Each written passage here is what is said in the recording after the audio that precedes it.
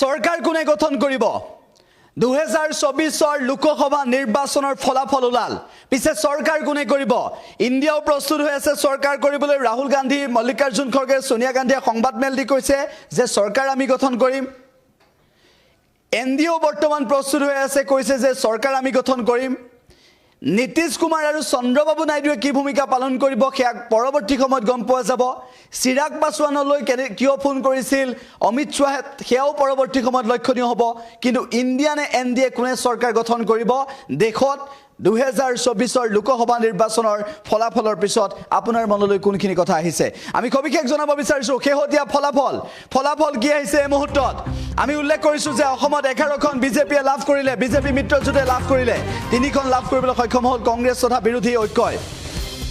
দেশৰ প্ৰেক্ষাপটত কেনেকুৱা হৈছে ইণ্ডিয়া এতিয়ালৈকে 233খনত অগ্ৰগতি লাভ কৰিলে এনডিএ 292খনত